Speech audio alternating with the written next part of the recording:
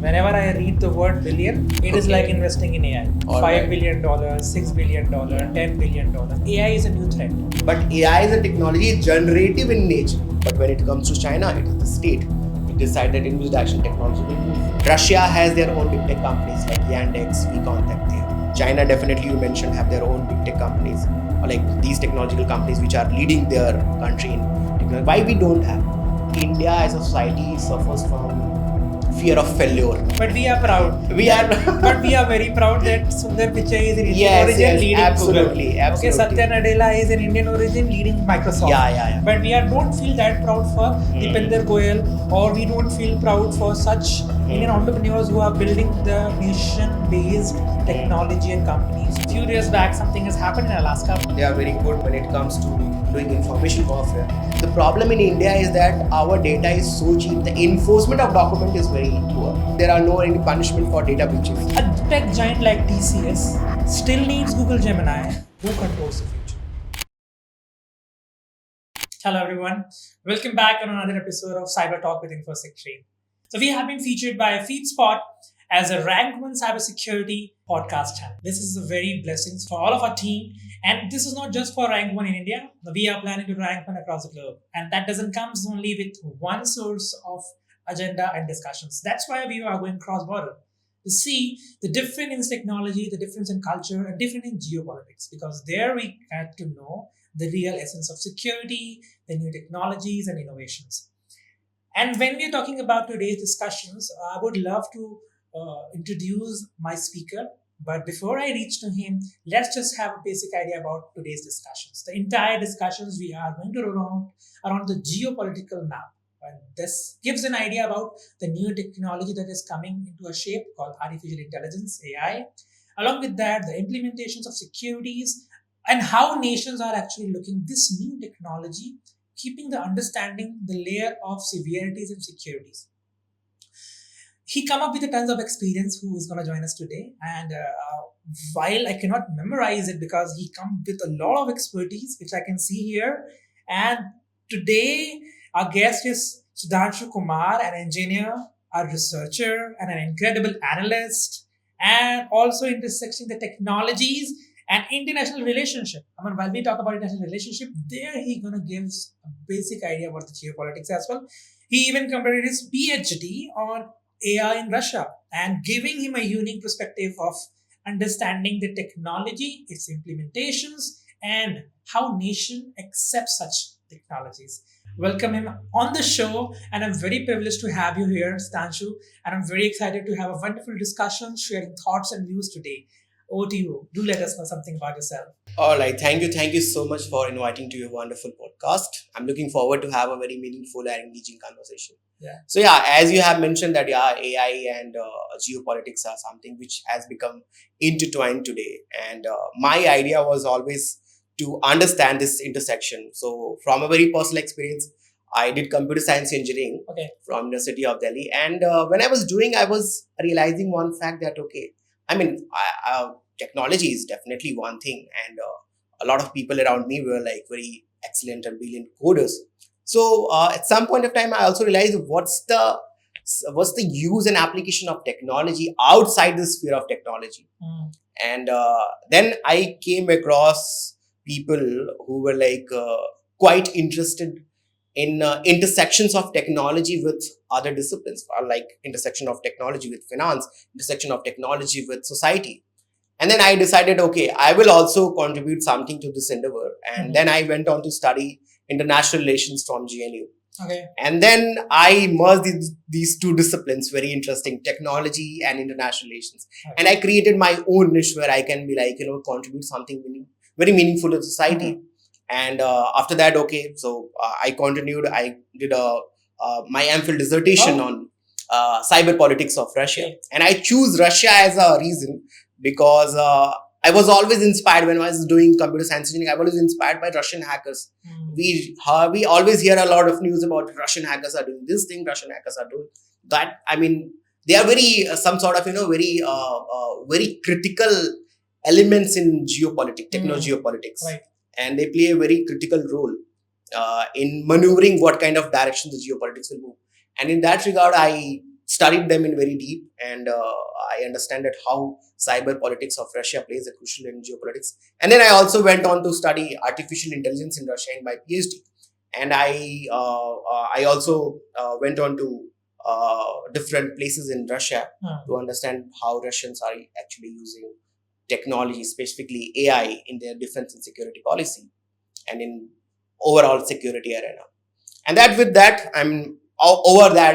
I'm always interested in how technology is actually affecting society, even in India, across our neighboring regions. Okay. And now I'm actually looking towards intersection of technology and society in every sphere, right from how AI is affecting society, how virtual reality is going to affect society, how quantum computing is going to affect society. So I'm interested across all these disciplines, how technology and geopolitics are going to play different roles in different spheres. So that's my idea. Oh, thank you, Sudhanshu, for coming. Actually, you come with a lot of expertise, a lot of tons of experiences, and when you say about research is something my favorite, because then people come up with the right information instead of what they are reading in their WhatsApp and going across the globe. Absolutely. Okay, so let's just dive into a big picture. Okay, I have some of the questions, and this time I came up from the audience poll. Okay, this is not the time when we just made the questions of our own. We have also done a lot of research, and then we come up with the questions which generally people are actually asking or they are reading out. So, what's the most significant and emerging trends, and you are seeing in how AI is reshaping the global policies these days? I want to know from you at this point. Okay, so right now you can see that there's a lot of hullabaloo in the market and in geopolitics that AI is something which is going to disrupt this whole arena of geopolitics in a way. So there are a few trends which are actually emerging. First is that everyone is talking right now about digital sovereignty. And inside digital sovereignty, there is also AI sovereignty. Creating own LLM models, creating own AI capabilities. And in addition to this, there are also different developments which are happening in cyberspace. So a lot of new types of developments are happening in cyberspace, where every country is trying to predict its own cyberspace across using all these kind of technology which are available in the market. And on top of that, there is one more game is playing, that who is going to control the this next generation of geopolitics, whether it's going to be technological corporations like Google, Facebook, Amazon, or whether it's going to be like nation states like China or United States. So the month of August is going on. We talk about independence a lot of time. So there's a follow-up question from my mind that comes into your picture, and to ask you about this, that AI sovereignty you talk about, and do you think is the new digital independence? Digital independence. Yeah, I mean, this is something very recent trend. We cannot say that it is one, because digital independence is something a very broad spectrum. AI comes in one picture. Definitely, digital independence needs data. Data sovereignty, it needs compute. You should have a lot of data centers. We should have supply chains of semiconductors. You are not dependent on somebody else. So it includes a lot of things. Digital independence includes a lot of things. Compute, the whole stack actually. Compute, your data, your AI models. All these things will combine, and then you can say that, okay, digital independence. And on top of that, whether your citizens are also aware about these trends or not. So that also counts. I mean, if your citizens and people are aware that there is something like digital independence, then only you can have a real digital independence. Without knowledge and without awareness, it's become very difficult, I guess. Nice. Okay. There's one buzz everywhere, and there's only one, you can say, the amount which is getting invested in this. Whenever I read the word billion, it is like investing in AI. $5 billion, $6 billion, $10 billion. They're investing in billions. When I was kid, I used to always heard about the thing that called new oil, new electricity.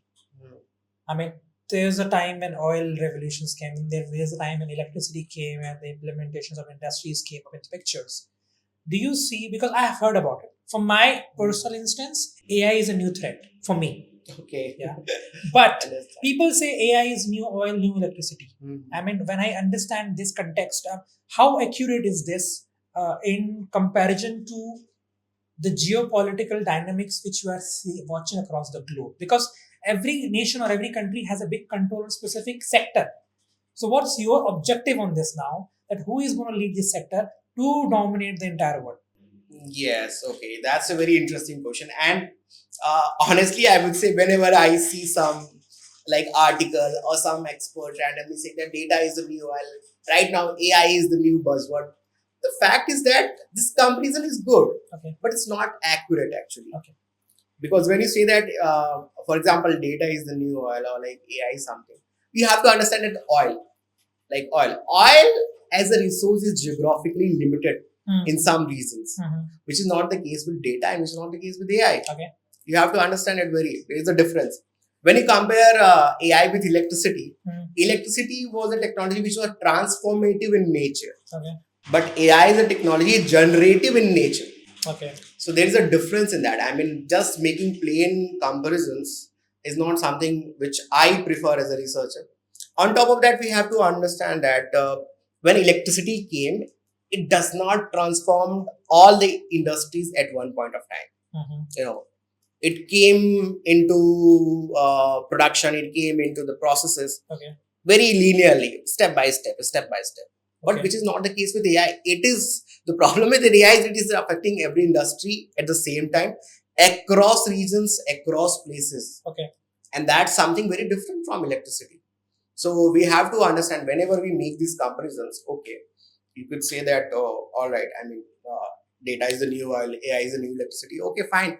But those were very limited developments which happened in a particular time. Okay. If I have to look from today's perspective, I would say that oil was the old data and electricity was the old AI, not the other way around, because it is a more comprehensive, more broad and more disruptive than these two technologies, because it's because of the distribution network of any technology. It also because at that time electricity was not distributed across all the sectors in one go, which is not the case today. It is happening in a very fast and very unprecedented manner. Okay, let's make a very simple judgment.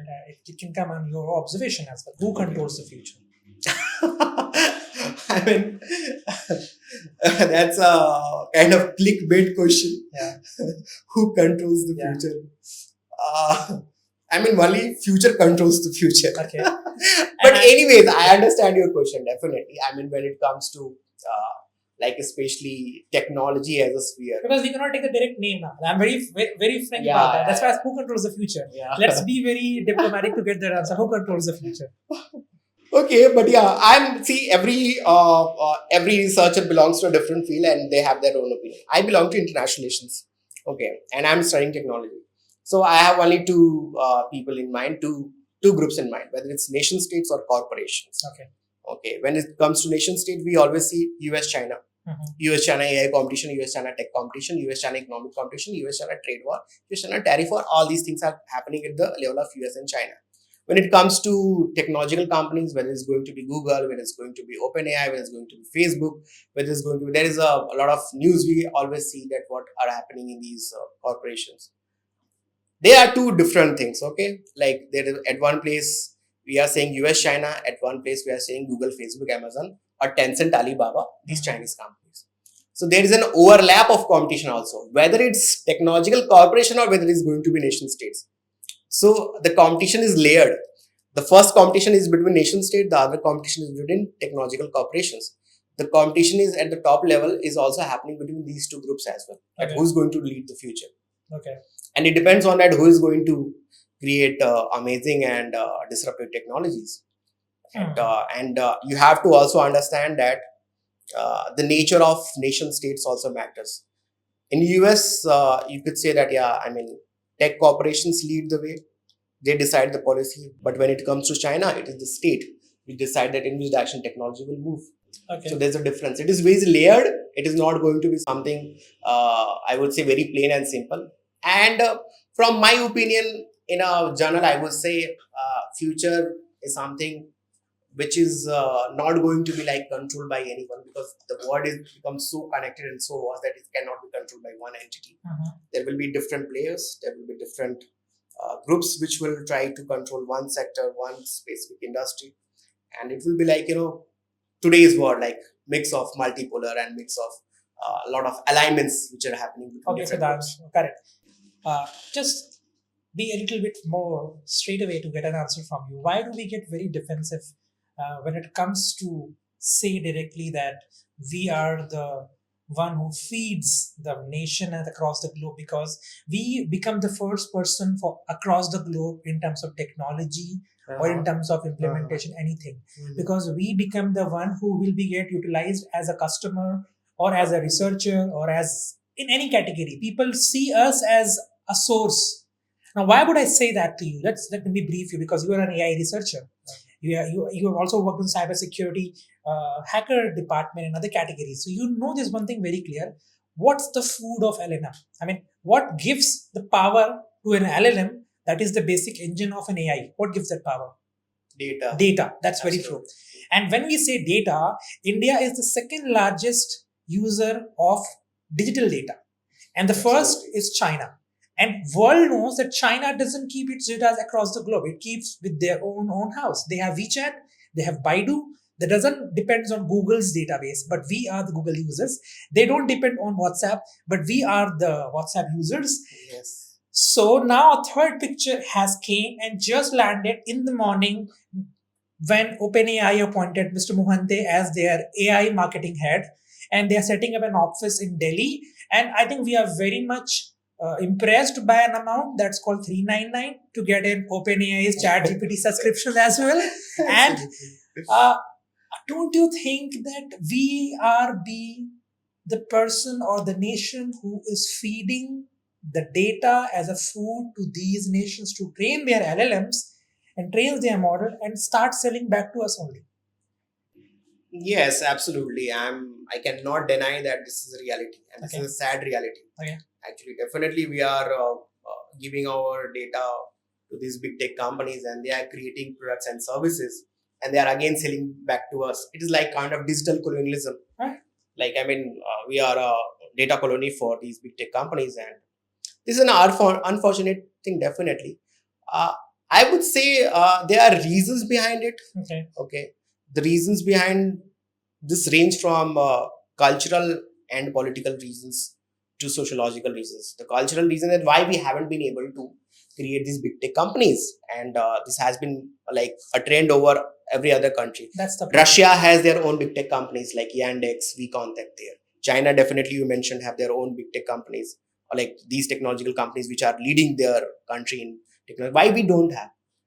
At a cultural level, I feel is that India as a society suffers from fear of failure. Okay. We don't want to failure. Okay. That's why we could say. But we are proud. But we are very proud that Sundar Pichai is an Indian origin leading absolutely, Google. Absolutely. Okay, Satya Nadella is an Indian origin leading Microsoft. Yeah. But we don't feel that proud for Deepinder Goyal, or we don't feel proud for such Indian entrepreneurs who are building the nation-based technology and companies to encourage them and to be the part of the society. What do you say? Yeah, I mean, definitely. There is one more layer to it. I mean, when you say that we are not proud of it, it's not that. I mean, we are proud of it. The fact is that we are a very young nation. I mean, we just got independence from years of colonialism.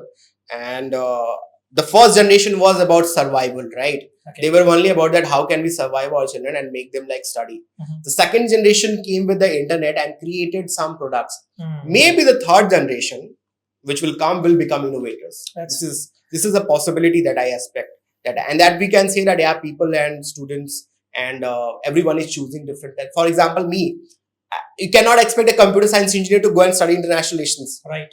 So I choose something which was like which was not very conventional. So this will happen more. I mean, I expect, and I'm very optimistic about the India that more and more people in the young generation will choose careers which are very disruptive, and they will come with new ideas and create new products and become innovators rather than the consumers of the product. I mean, this cultural shift is needed to be in India, where we should focus on Indians rather than being Indian origin. Yes, absolutely. Nice. Okay, let's just jump into one of my favorite nation. That's Russia, and I'm because one of very few family members and colleagues belongs to there as well. All right. And I have never ever encountered any such news in my television since I born that Russia did that, Russia brought tariffs, Russia did that, Russia spied, whatever. What happened? was behind the stage, but I've never seen anything coming in the picture because there's always a fight we always heard about with US-China being happening with us. Okay, you have spent a lot of amount of time there, and they have been a very good allies with us in many of the ways, in many ways. And when I see them, they also being a very good energy source power for us in many cases. In military equipments we talk about. Recently we were very proud after S-400, we got to know about S-400, about the drones, and now the oil they are continuously supplying with us and making us believe. Do you see any type of, when I see, how would you assess the Russian current position in the global AI landscape? Because I haven't heard anything in Alaska. Few years back, something has happened in Alaska, but we haven't heard anything about AI out there. So I just wanted to know from your end that how is this AI landscape is actually getting pictured in Russia? So first of all, you mentioned very clearly that you don't hear a lot of news about Russia, what's happening. So there is a common code. Generally people will say, and especially in my center, that what happens in Russia stays in Russia. Oh, that's nice. So that defines the whole spectrum. Okay. It is because of the nature of the nation state that Russia is. And when it comes to AI, I would say they are very serious about it. There was a speech of President Putin in 2017 and at Yaroslavl conference. He mentioned that the countries who will rule the AI will rule the world. That was a very shifting moment for the geopolitics. Okay. When President Putin said that the countries who will rule the AI will rule the world, everyone was like, okay, this is coming from President Putin. So there must be something very important. Okay.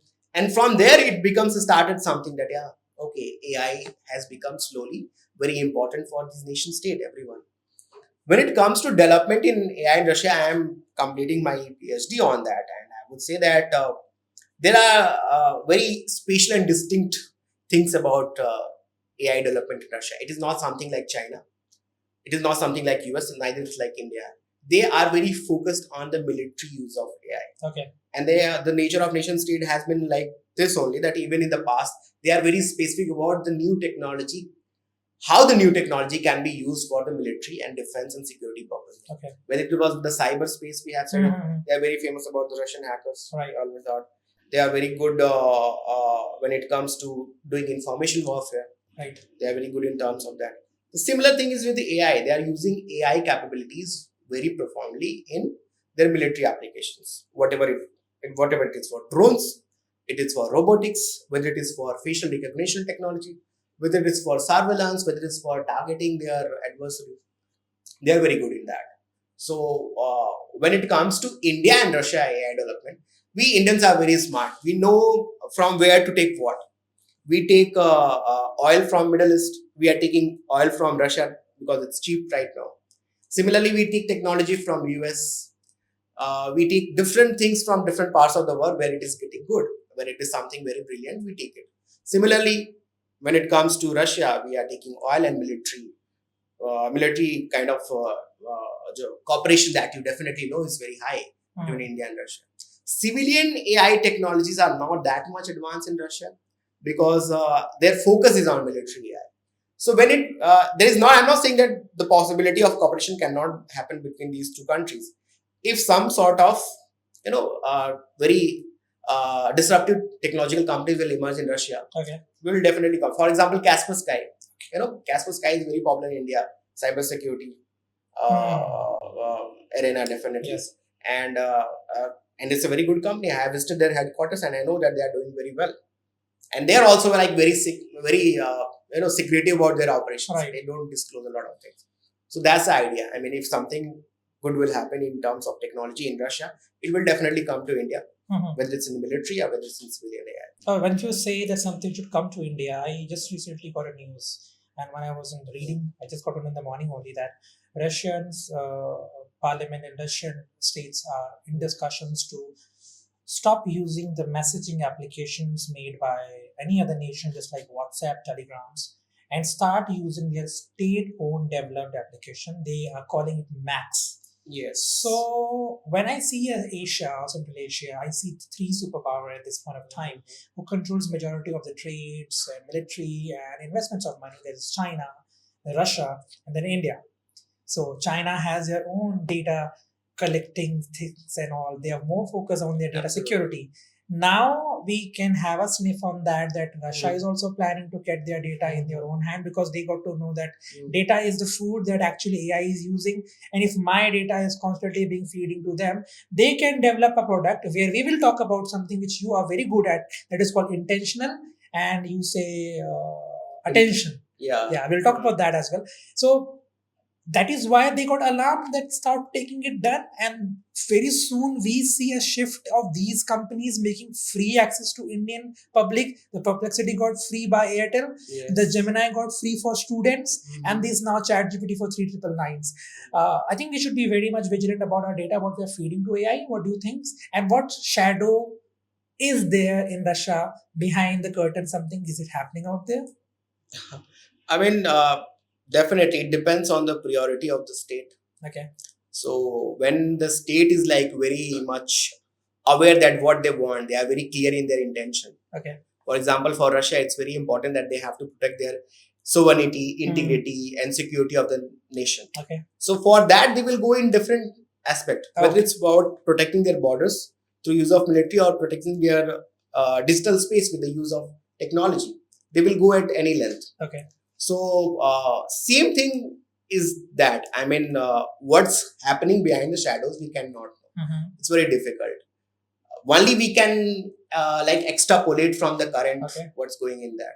When it comes to India, we can see that definitely we are getting a lot of free AI products. Our parliamentarians are actually advocating that we should get free AI for everyone.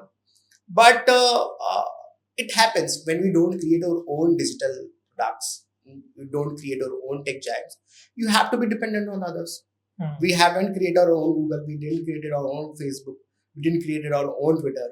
So that's why we have to be rely on them. We don't have any options.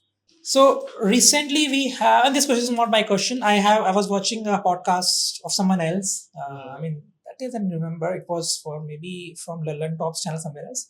They're talking about this Putin's meeting in Alaska, and I got a very interesting idea that can innovation survive isolation? The first thing, and why haven't you seen AI being discussed in this Trump's and Putin's and Alaska's discussion? I mean, are not going to talk about this, which is a leader in technology, or they are wanting to talk about only what world want to listen from them? Okay, all right. So your question about that, whether innovation can survive isolation or not, it depends, right? It depends. For example, when it comes to like surviving isolation, we have also witnessed, for example, we were denied GPS technology in India-Pakistan war, and we have developed our own. We denied space technologies, like propulsion technologies to create these missiles and spacecraft. We have done it. So it depends on the nature of state. Sometimes isolation works very good for innovation. Sometimes, I mean, when you see that there is no other option and you have to develop it on your own, so you will go for it. And when it also becomes very important that you have to be like push people into that direction. It has happened in Russia. I mean, the Russian state is actually actively pushing its people to innovate more and more, and it's happening there. It also depends on sometimes whether it's your innovation ecosystem is how much it is integrated with a different part of the world. For example, when we take the example of US, it cannot survive without, it cannot survive in isolation because there most of the people are coming from abroad. Most of the people who are building, Indian, Chinese, Asians, people who are building their AI companies are mostly from China and India. So they cannot survive isolation. Similarly with Europe, they cannot survive isolation because they are more interconnected with the world. So it depends. I mean, if you are interconnected with the world, it becomes difficult for you. If you are already isolated, for example, China and Russia, they don't depend very much heavily on other countries for their needs. So they can do it. But one thing coming to my mind, you have been there very closely and understand the cultural understanding. We talk about the culture because culture sets the rule, how we behave, how we do things. What's the cultural data hygiene the Russians follows? That how to keep their data as a civilian level as well. Do they have any special practices or anything you have in your mind, the way they use their data, the way they collect their data, the way they save their data, which can help us to understand the similar we can also implement our day-to-day life? Yes, so this is a very interesting thing because it has my personal experience. So whenever you will sign up for any kind of Russian, conference, seminar, or any services, there is always a mention of data clause. Okay. And I mean that this data will be processed for certain uses. There is a different clause. So they are very much open about it that this data is going to be processed. Okay. So they are not very disclosed. Similarly, the Russian people are like, they understand that anyways the state is going to take their data and use it. And on the basis of that, they will create products. And they have created products for the Russian citizens, whether it's creating their own technological companies, messaging companies, or like any type of companies which you can find in Russia, has been created from their own data. So Russians know that definitely the state is going to take their data, and they will anyhow, whether you want it or not. The state is also very open that we are going to take the data. Please give a consent to it. So even as a foreigner, you will go there. So whenever you go into an institution and you will give your email ID, your name, your contact, there will be a clause that this data will be used, even in physical forms. Forget about the online. In physical forms, they will be there. So they are very clear about it. But I don't think we have something like that in India, because if you go to any of the national banks, they even ask your religion. What will bank do of my religion then? I mean, there is no problem of taking data. The fact is that how you're using it. Right. The problem in India is that our data is so cheap that you have heard about that Aadhaar numbers are available on the internet for free. So that's the problem. I mean, the enforcement, the document is very good in India. The enforcement of document is very poor. That's the problem. That's the problem. Enforcement. I mean, there is no any fines. There are no any punishment for data breaches. So the companies are like, okay, there will be some data breaches. No problem. We will take care of it. We're very casual about it. Very casual about it. And even people are not. There is no any kind of movement happening in India about data privacy or something. In Europe, it's a very big deal. They are very much like, they're very much outrageous about data, that how their data is going to get used. I understand this thing because Europe is already in discussions of putting their AI law on AI privacy law, and we are still suffocating to get our DPDP. Absolutely. You could say that there is no Indian AI law or something, but other countries, even Brazil, Indonesia, they are coming with legislations to regulate the AI. India is still to watch its own AI regulation. I hope something big they have done few days back by getting this gaming ban application bill into the parliament. They have a perspective, this is making something wrong. I wish they to understand the perspective of data also, because there the new insights for AI exist. I mean, I'll give a very interesting idea about this. It's just like having a dog who can sniff things inside your home. And if you hide your dog foods in everywhere in the house and you leave the dog, it can go and sniff and find all the hidden foods. Absolutely. I think something similar with the data, which you have forgotten and has been kept somewhere of no use. Now these AI tools will sniff it, find it, and reach there and can train them and can going to use against you. Well, because there are two types of economic presence we're going to talk about right now. One is attention based, other is intentional based. So I want to get a clarity from you on this prospect, because if let's say I forget and I have given my data somewhere and I forget about that now in collection the data has been given to somebody and they start targeting me only for my data. How is actually happening in India, and why India being top in this type of you can say the trap? All right, so you raised a very interesting point, and this point is very important for people. So I will make this into our own language. मैं इसको आसान भाषा में समझाने की कोशिश कर रहा हूँ कि बहुत जरूरी है. It is very important for awareness. हमारी जानकारी के लिए बहुत जरूरी है. For example, आप ये अभी का जो ट्रेंड चल रहा है ना, जैसे कि हम लोग बोलते हैं कि हम attention economy में रह रहे हैं. So what is attention economy actually? That you are scrolling reels on Instagram, उसके बीच में आपको ads दिखाए जा रहे हैं. The more you will scroll on Instagram, आपको और ads दिखेंगे और आप जितने भी कंपनीज हैं वो और पैसा कमाती है. यही मॉडल है, सेम हर जगह यही चल रहा है. The fact is that कि अब ये चीज जो हो रही है वो चेंज हो रही है. It is changing into something very dystopian. Very something like I cannot say that. I mean, changing something very in a situation जहाँ पे बहुत सारी चीजें फ्यूचर में होंगी जो नहीं होनी चाहिए. For example, I read recently a paper that we are shifting from attention economy to intention economy. अब क्या है कि these companies, these big tech companies, including these OpenAI and all these AI companies who are investing in AI, they want to know about your intention. ये सिर्फ attention तक बात नहीं रह गई, अब ये intention की बात है. For example, attention में तो है कि चलो आपने रील देखा है, ads देखे, ads के बेसिस पे जिसका जितना revenue generate हुआ वो चला गया. When you are doing chat with chat GPT right now और आप अपनी प्रॉब्लम शेयर कर रहे हो, फॉर एग्जाम्पल आपने प्रॉब्लम शेयर की कि मेरी अपने फ्रेंड से लड़ाई हो गई है, मुझे क्या करना चाहिए अपने फ्रेंड से लड़ाई होने के बाद से उसको रिजॉल्व करने के लिए. This is a very personal information, you understand, and people are asking this kind of information. I am just giving you one example. They are opening their lives to these AI applications. उसमें क्या है कि अगर किसी को आपकी इतनी personal information के बारे में पता है तो उसका इन्फॉर्मेशन मिसयूज कैसे तरीके से, कई तरीकों से हो सकता है.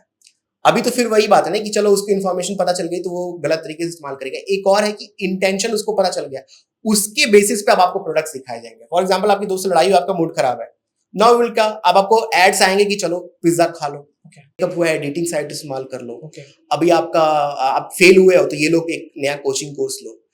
एंड ये इस तरह की चीजें हो रही हैं. आई मीन ये जितना भी डेटा आप अपने चैट से होना है सारा कलेक्ट हो रहा है कहीं. उसकी बेसिस पे एक पर्सनल प्रोफाइलिंग हो रही होगी कि हाँ इस इंसान की लाइफ में ये चल रहा है, इसके बेसिस में इसको ये प्रोडक्ट्स दिखाओ. It is becoming more personalised. Attention economy में तो ये बड़ा जनरेट मतलब बड़ा डिस्ट्रीब्यूटेड था, लेकिन ये इंटेंशन इकोनॉमी बड़ा पर्सनलाइज्ड होगा और आपको आपके हिसाब से प्रोडक्ट दिखाए जाएंगे आपकी लाइफस्टाइल और आपकी चैट हिस्ट्री के बेसिस पे, which is very dystopian according to me. और ये किया भी है. I mean in a recent interview OpenAI के जो सीईओ है सैम अल्टमैन, उन्होंने बोला कि we want to know more about your users.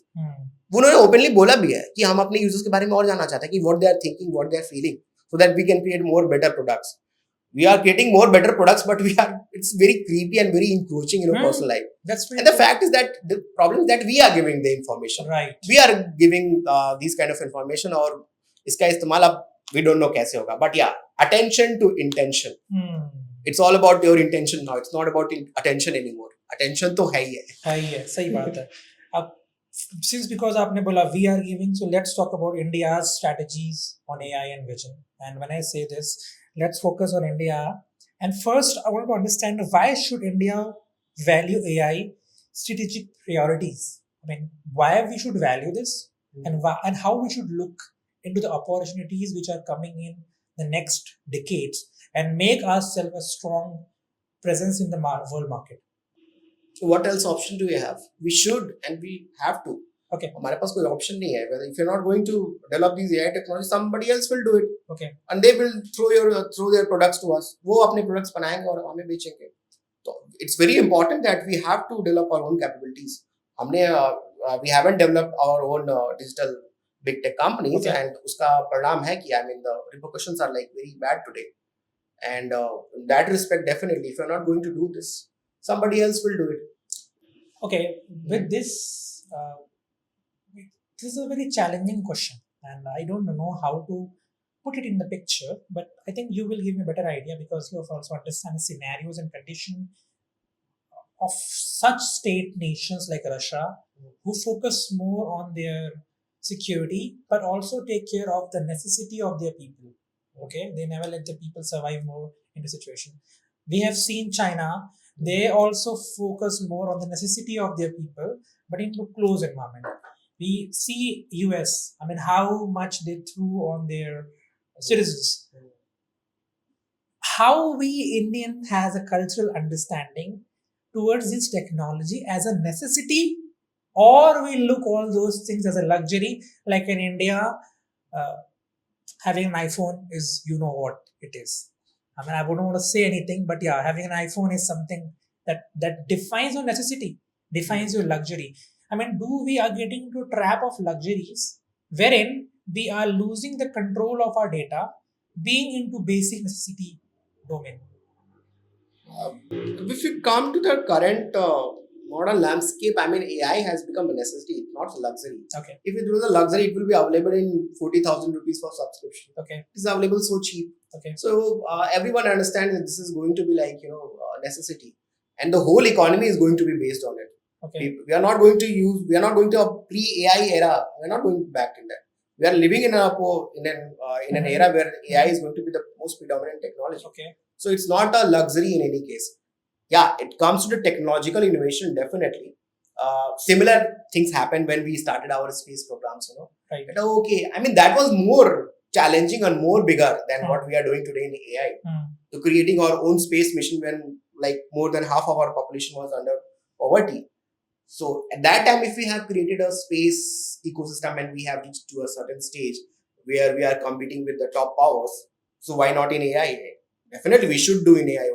What else we have to do? I mean, if you're not going to develop AI technologies, what other technologies we have? And we should invest in other technologies as well. I'm not saying about AI. When it comes to space, when it comes to quantum computing, when it comes to all nuclear technologies, we have to develop these kind of things. Okay.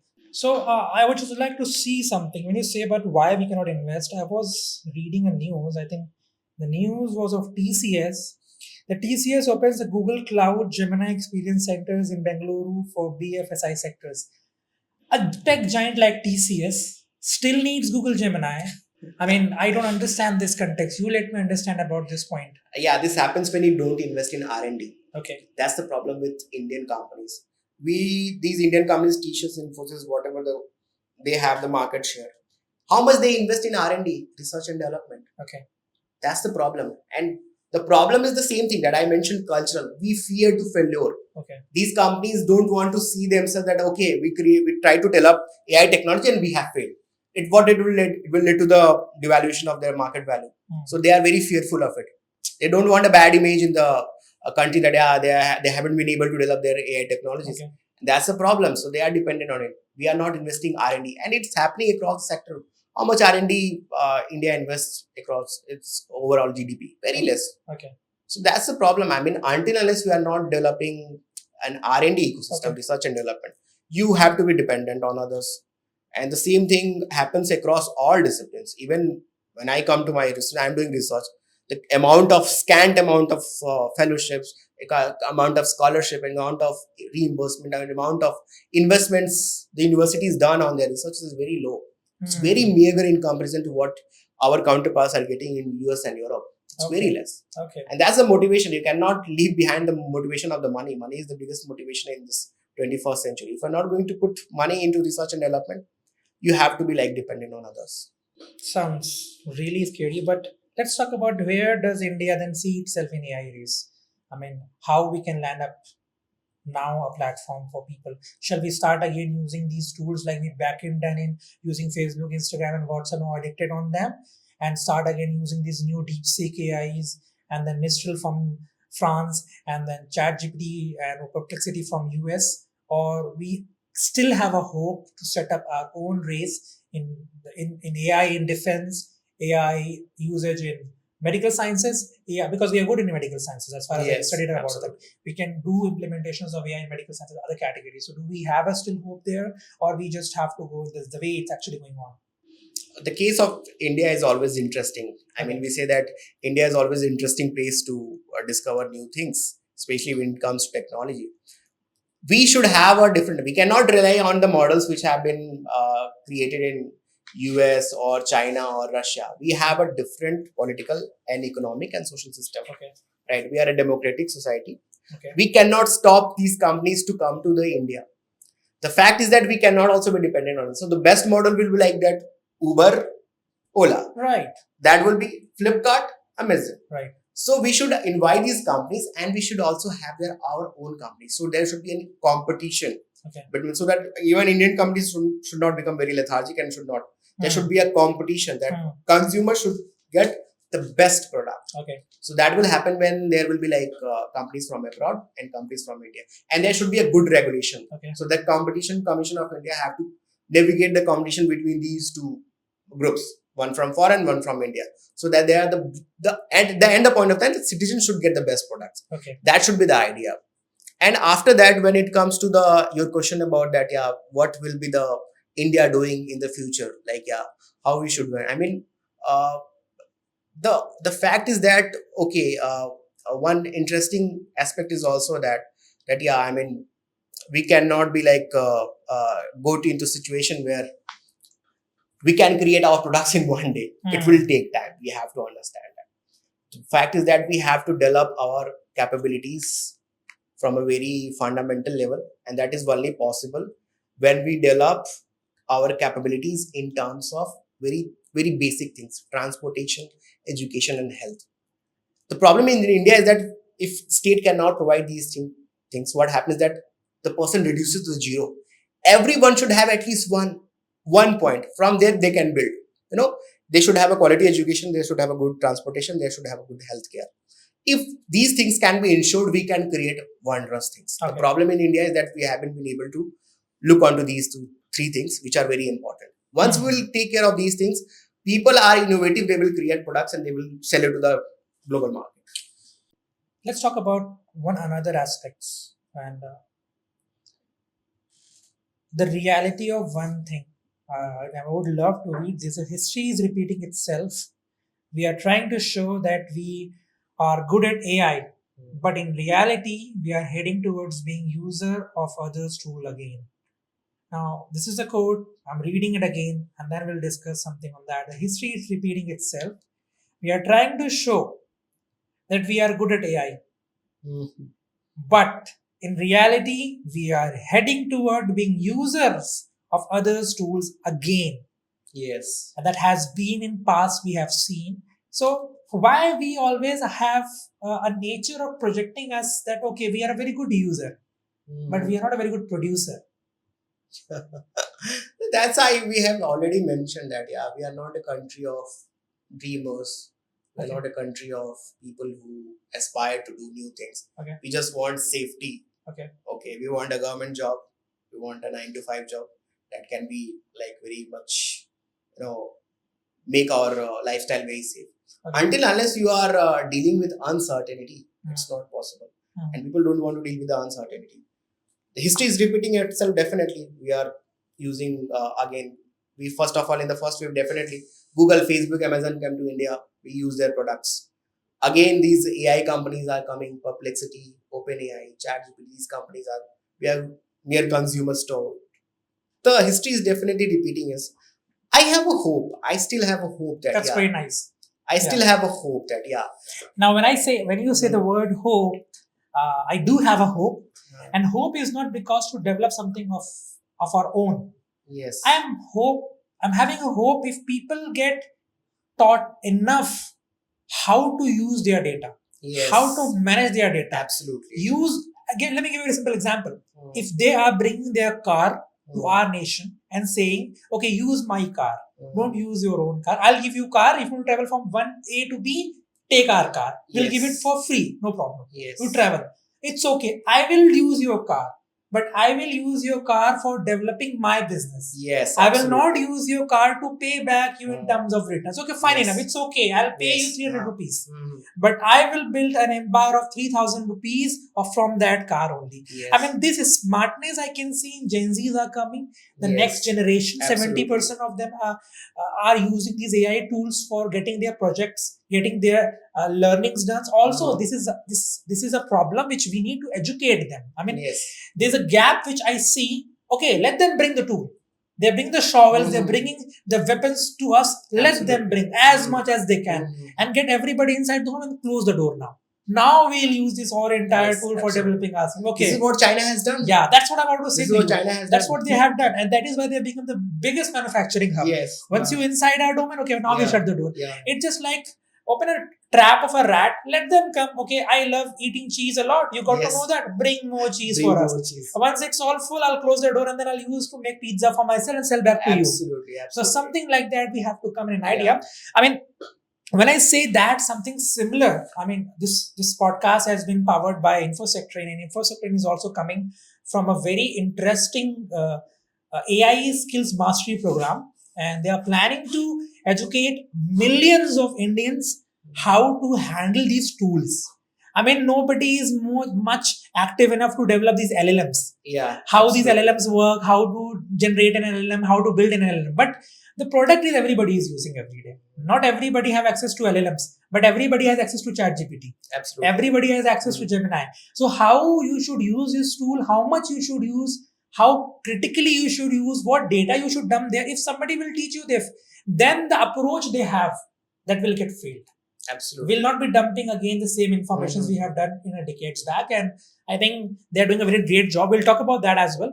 But before I go there, at what educational level should India start focusing on AI learning? Schools, colleges, or professional trainings? This is of what other nations are doing. Okay, I mean, when it comes to AI, I mean, this is something we have done earlier. I mean, for every layer, there should be awareness about AI. It depends on we have to understand what is the IQ of a certain student at a certain class in a certain position. Okay.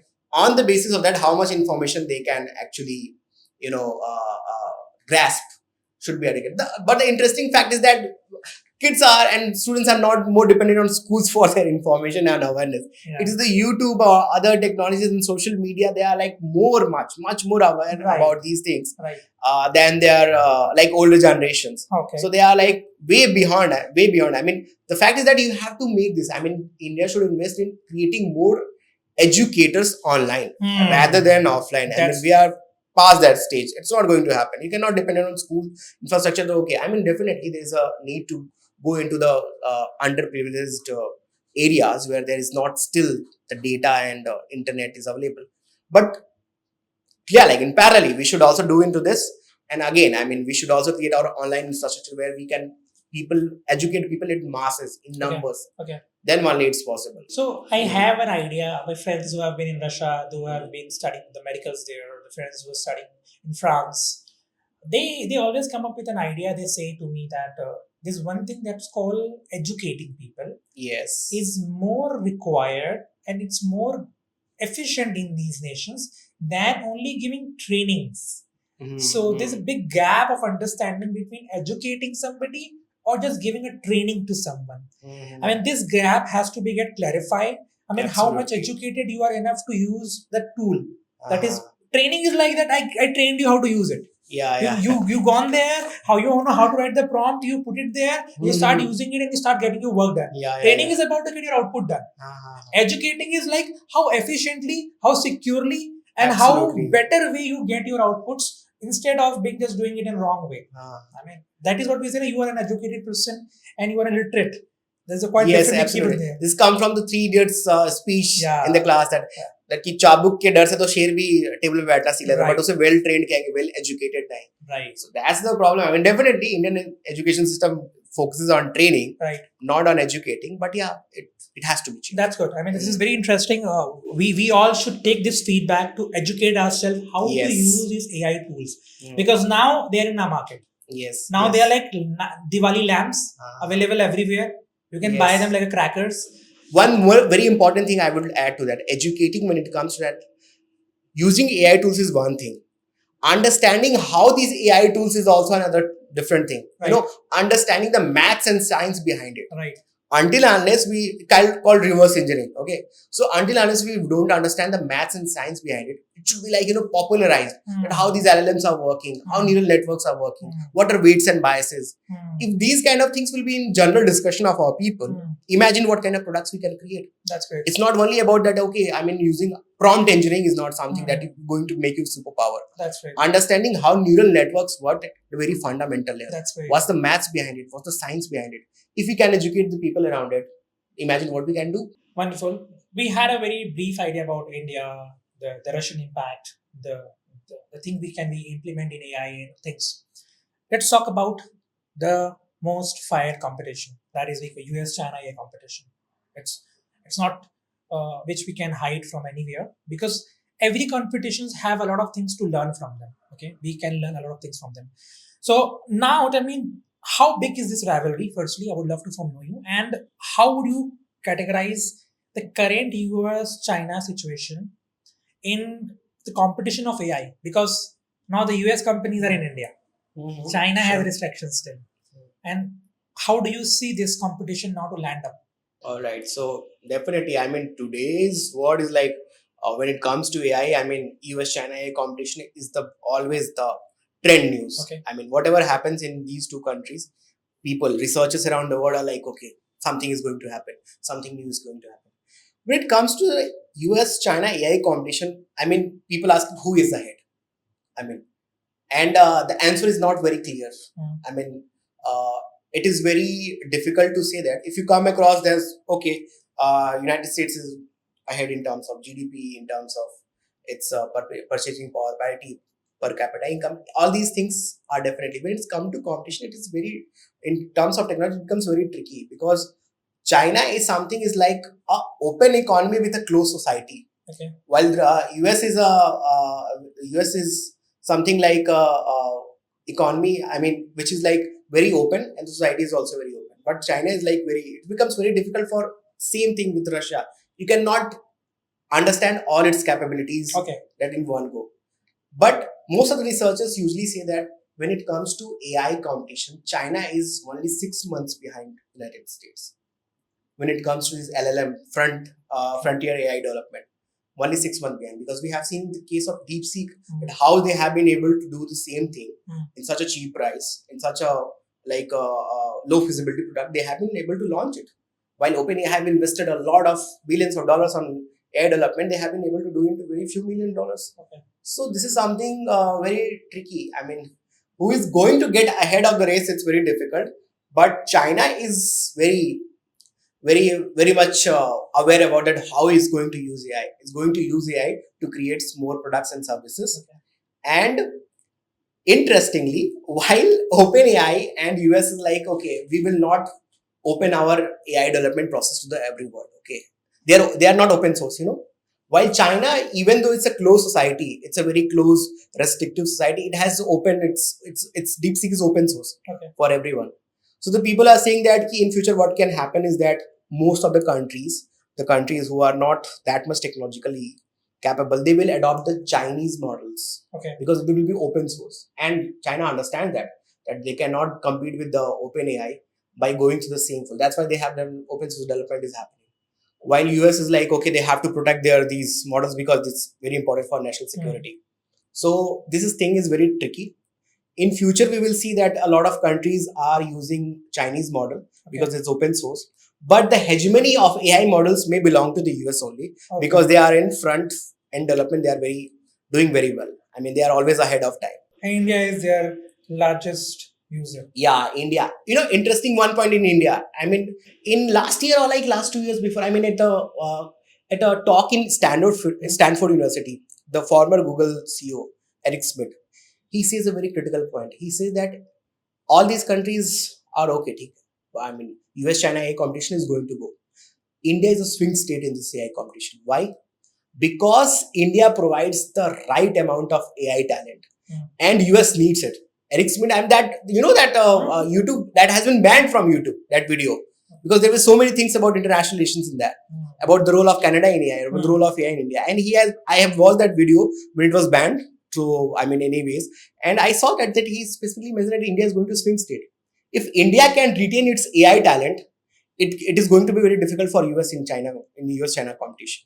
If India, that's why the focus of US is to grab the AI talent from India, as much as AI talent, as much the quality AI talent, so that they can create their own AI infrastructure at a very robust and functional level.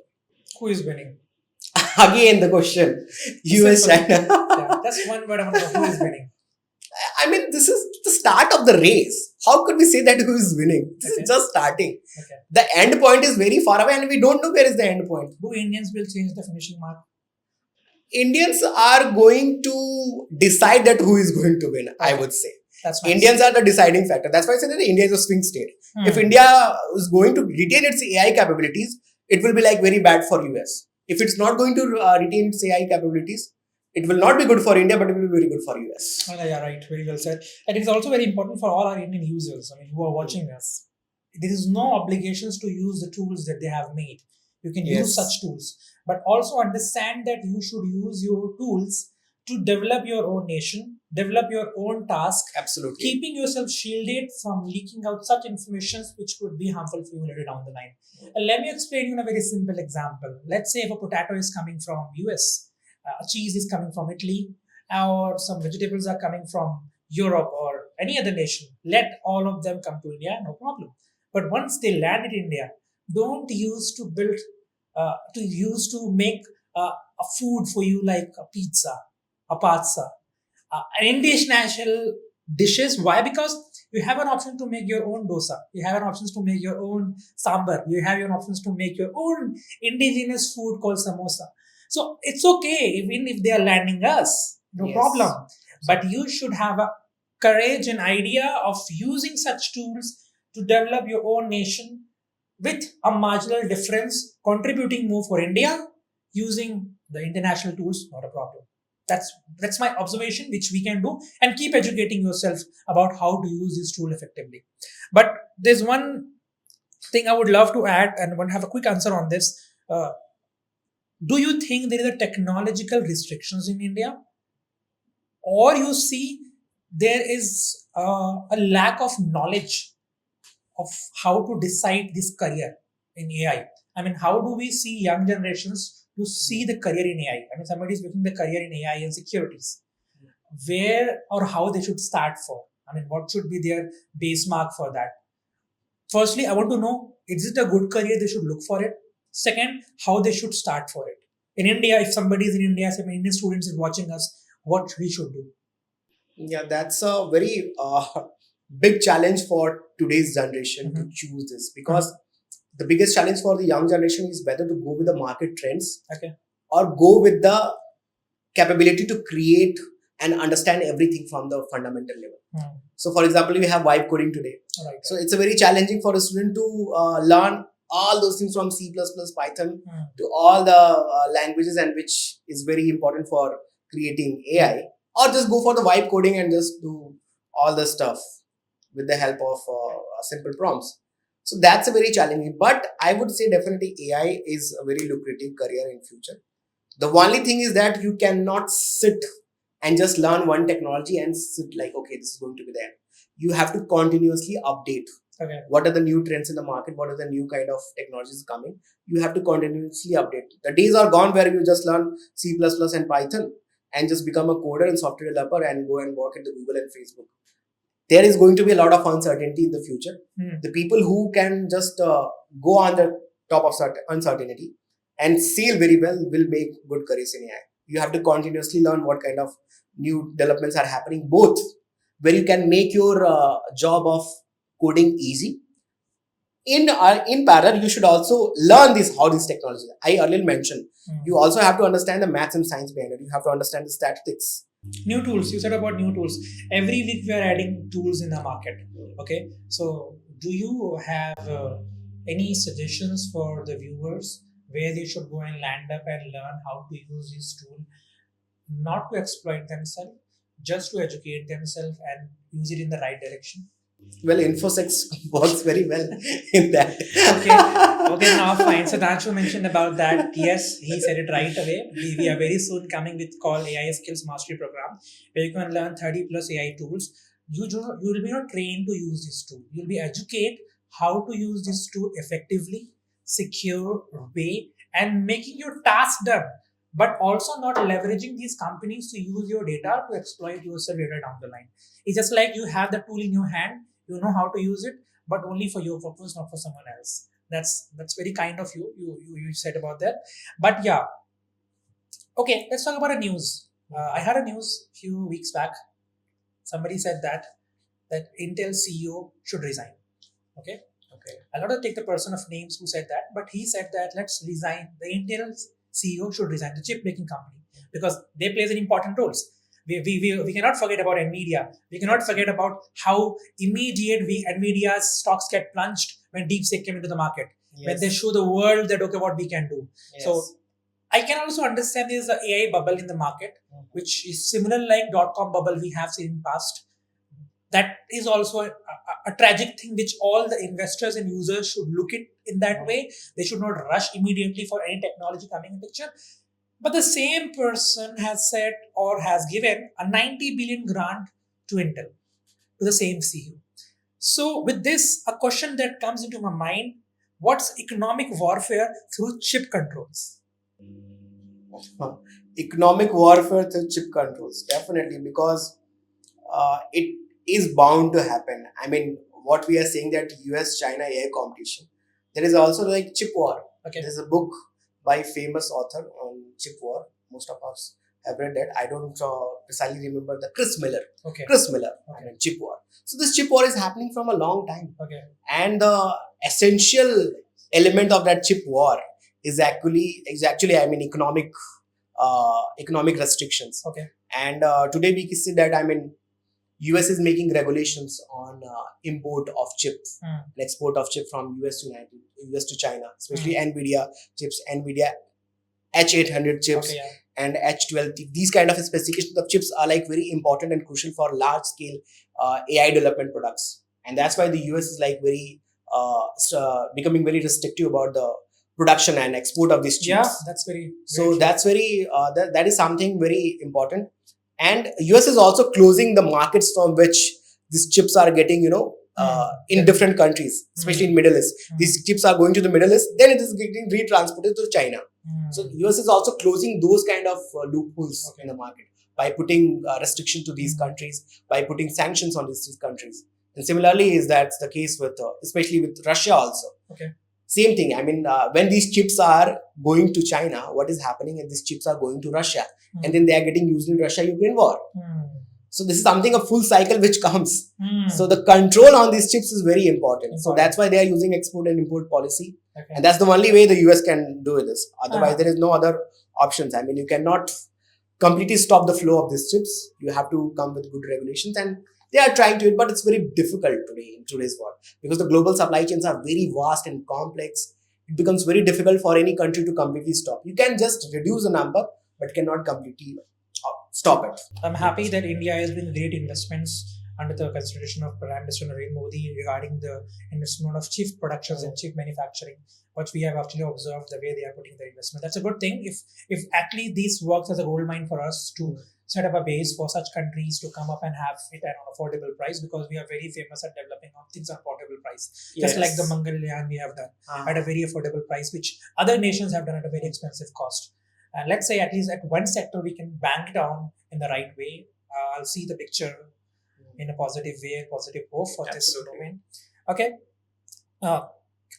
Do you think heading towards the complete technology decoupling in AI, will there be still a hope of a cooperative globalization, or people will consider it a opportunity to grow themselves as an individual?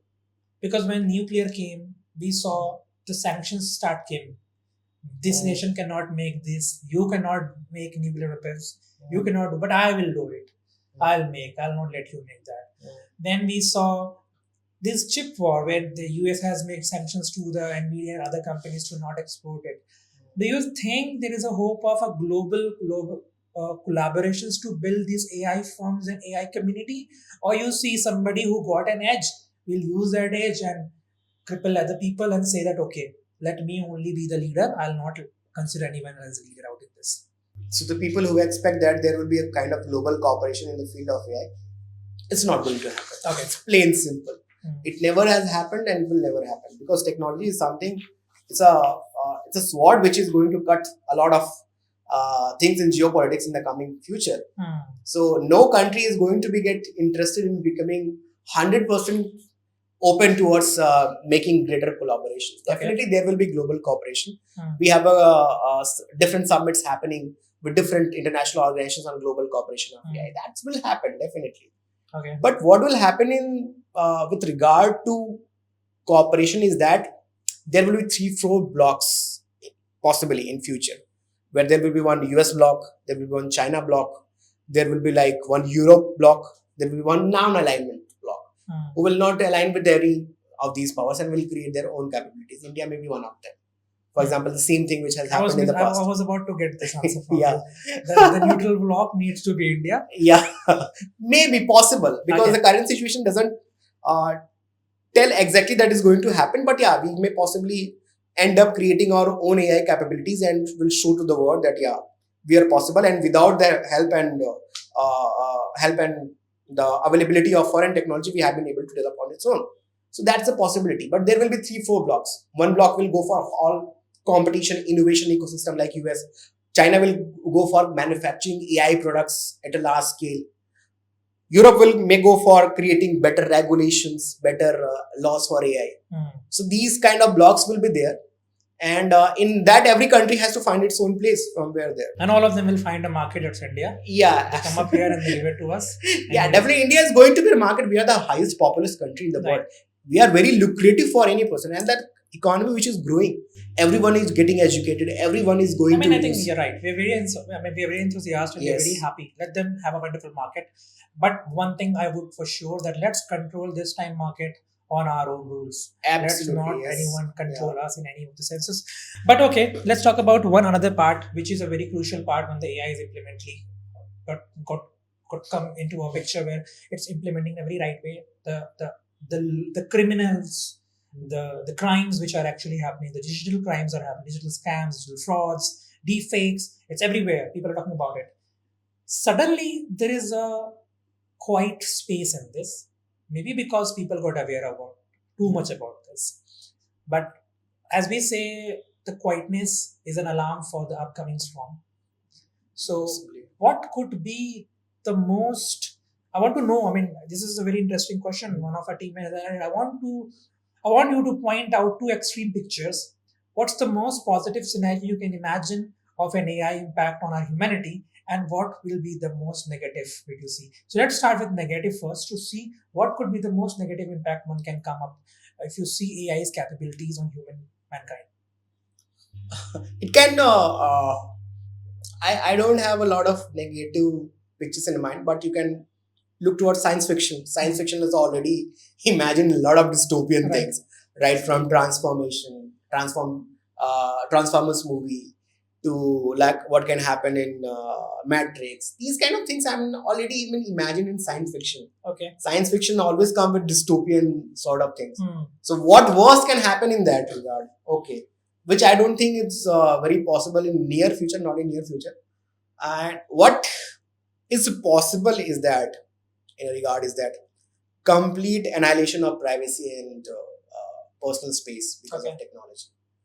So in that sphere, what happens that whatever you think, whatever you feel, technology knows about you.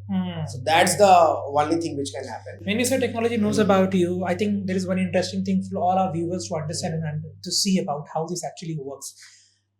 We should use AI in such a way that when our intelligence fails, then we should look for artificial intelligence. Yes. So in many categories, my intelligence could fail on a different sense with respect to somebody else. Let's say I have no idea about sports games, but I have a question in mind. I'll go and ask about basic questions on sports with my AI chat intelligence. I have a very good question. I have understanding about medical sciences, and then I have asked some extreme question about medical sciences. Do you have an idea that these artificial chatbots or these artificial platforms are building our own psychological profile, wherein they know where my intelligence level actually lands in which category, and later down the line, when the updated version of them come into the market, they can talk about a lot of things of me which even I don't know about myself. And that's very suspicious, and that's very scary because it's a nightmare for me and our chatbot saying to me what exactly I was about to think. And once I was not about to say about that thing, before I speak about it, it just gives me a reply. This is something I think will be a breach of privacy at many places. Yes, we have already discussed that how we are moving from attention economy to intention economy. And that is what is like creating a personalized profile of everyone who is asking these questions to the ChatGPT and other AI applications. So these AI applications are going to know a lot about you. The more information you give to them about you, the more they will know. And on that information, they will create personalized products and services for you as well, which may be a good thing in future as well. I'm not saying that it's going to be entirely bad, but there are challenges regarding privacy and ethics. Definitely, we have mentioned it. One more interesting point I would like to raise in this that if you really want to limit your information to the chatbots, you have to be aware of that what kind of information you want to give. Listen, we are not going to get back to the world where these chatbots are going to be eliminated. They will remain, definitely. So for a person, it's very important in today's world is that they are anyway generating data. What type of data and what type of information should go into the system should be decided by a human. And you have to be aware. And that's only possible through education and training, I would say. Let's understand a psychology with a question. I will ask you. You just have to reply in one word. You can. What's your instance, or is it safe for people to dump their physical content and data into an AI system to get an answer? Physical content as in? I mean, like, I will tell you. Is it safe for people to dumping their personal content and data into an AI system to get their responses? Personal data, definitely. I mean, it depends on what kind of personal data you are talking about. If you are going to upload all your pictures, your personal pictures, then I think it's not a good idea. If you're just updating putting your resume and cover letter or CV, then it's fine. I think it's not a big deal. Anyways, you are going to tell the world what you are doing. I mean, anything about your professional life, which is going to take you up in the career, I think there is no any problem. So, Sudhanshu, I wanted to know, let's say a simple example of Facebook. Back in time, I remember when Facebook came in India, nobody loves to upload their DP or the exact picture they have. Yes. They always used to upload the character of a film star or an actor or an actress. Absolutely. They always have a fear of putting their pictures. Yes. But today, Instagram. And then we came into a world where we are very much fond of capturing ourselves in such a way that we can portray ourselves there. Absolutely. So if we are into an era of this where we wanted to portray everything out there, I guess people are uploading their pictures on ChatGPT and asking, give me a caption for Instagram. Yes. Because then they realize, okay, I'm run off my captions. You give me a caption. And you ask for a caption and they have your picture. I'm not saying having a picture anywhere is wrong. But the concern is this, that how much information you wanted to give them and what type of information you wanted to give them. Because if you have a habit of sending all your information, someday you can upload your bank details also. Someday you can upload your medical instruments as well, health conditions as well. So I think it is very much important to educate people and understand about this as well. Because we had a very good habit as an Indian 10, 15 years back not to put everything on public. Absolutely. Because we have been taught by our great grandfathers, okay, no, if you use, even I personally have never uploaded my picture on my Facebook account back in time 10 years, 15 years back. But now we are very confident, we need a profile picture, we need a wall picture, we need a picture we have to pin there. We have a lot of everywhere pictures. You wanted to portray ourselves everywhere though. That's I'm talking about pictures only. But what people write in their captions, it speaks a lot about themselves. Yes. You're telling the people, guess about you. The current AI generation models are very not that smart. The 10 years down the line they will be. Yes. So they'll tell everything about you in a second only. I'll just have to share your LinkedIn ID, link your public page link, and give me a very interesting way how I can trick Sudhanshu Kumar. It will found 5 options for me. Okay, Sudhanshu actively posts at 5 p.m., which means he found that there's a gap between 2 hours every day where if these 2 hours could be possible. He's diabetic. Okay, he could be go to gym also, and then we trace. So where I was about to land is the question is this: do you think the next era of spying is using AI? Absolutely. Next era of spying is definitely. I mean, even it has started. I mean, you can see the use of AI agents in phishing scams and all. We say AI agents, but not they are spy agents. They are actually different agents. But my concern is same. Yeah. I mean, without sending anybody to a warfare or warfield land, you can deploy an AI agent there and it can work done for you, because AI agent generally does all the tasks, whatever you feed to them. You ask them, just book a calendar for me for tomorrow's meeting. It do it everything. It opens the browsers. It opens your calendars. Get everything booked for you. It's like that you can send a spy even if you cannot send a human out there. Yes, absolutely. There are endless possibilities with malicious use of AI. If there are endless possibilities with good use of AI, there are endless possibilities with using AI in which can harm people. So there is no limit to it. The only thing is that if these tools are available to the common people at such an age, definitely there will be malicious use. The idea is that, for example, just take an example. Okay, I mean, it also happens in a context. People tend to give their information when see that how much profit they are going to incur and what is the cost available. You mentioned about that how people don't used to upload their profile pictures on Facebook. But today Instagram, you can say it's full of pictures. Yes. People are extra uploading, unnecessary upload. Yes. I mean, people are disclosing their personal lives open and out. So it also depends on what kind of cost. The cost of uploading these pictures is not high today because there is so much of pictures. No one is caring about you. People are like actually trying to grab attention and they aren't be able to. So how much cost is there? And there is a parallel deepfake technology. Fake pictures are available in the market. So the people are anyways aware that, okay, even though you do not upload, maybe there will be a fake picture, right? Okay. So people will understand that, okay, this technology has anyways disadvantage. If the advantage of this technology is higher than the disadvantage, they will use it. So that's the idea. The same thing has happened with the AI. If the advantages of AI is going to be, like if uploading personal information is going to be very helpful for you, people will upload it. Always there is a cost and benefit. If the cost is high, people will not do it. If the benefit is there, they will going to do it. It depends on how these AI applications are going to get integrated into society at what functional level. Okay. There is a thing we call, and that's my observation. While I was studying about this Facebook clause of people uploading which are not uploading, I'll start with this line called, is privacy is dead or just evolving? First thing. Okay. The first part I will explain such a way is privacy is dead or it's evolving in a different direction. Okay. Because we are being watched. Yes. That's the one category, that we are being watched. And we are trying to express more. Yes. Okay. Now I'll tell you why. Is how much comfortable I am defines the language or the level of privacy for me is different for you. I am very comfortable in putting my shirtless picture on Instagram. My privacy starts from there only. Okay. I am very much not comfortable even putting my picture on Instagram. I'll put a dummy picture there. That's from where my privacy starts. So back in time could be privacy has a standard rule, but I think now privacy has changed a lot. So with this vast difference in privacy, how do you understand, is it evolving or we are being pushed into a situation where we are comfortably letting us watched by others in many forms, like dumping our Aadhaar anywhere else.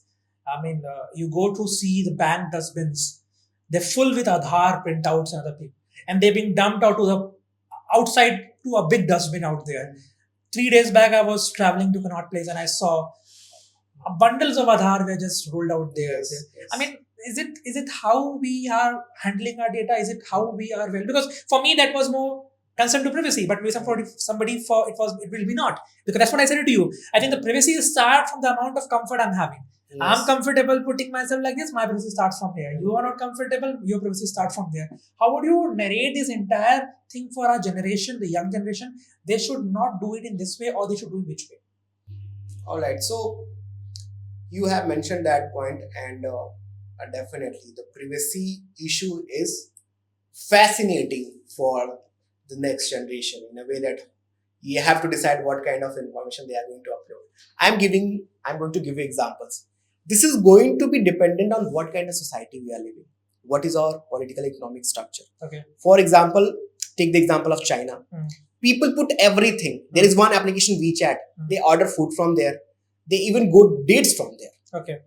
So everything from booking a cab to ordering clothes to ordering food, everything happens to one application, WeChat, and WeChat is under the Chinese government.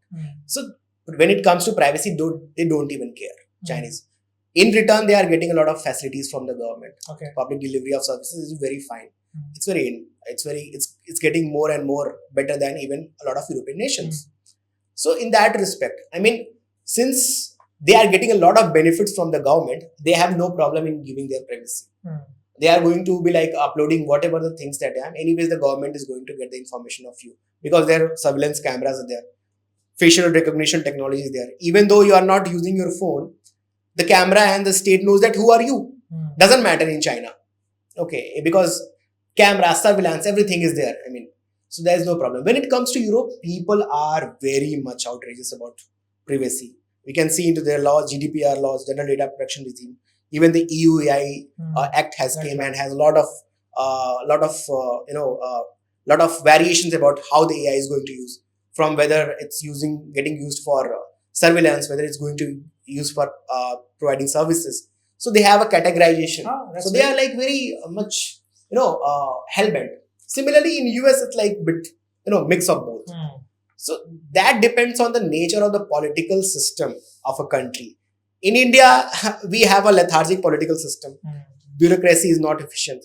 So that's why there is a lack of breach of data always happening.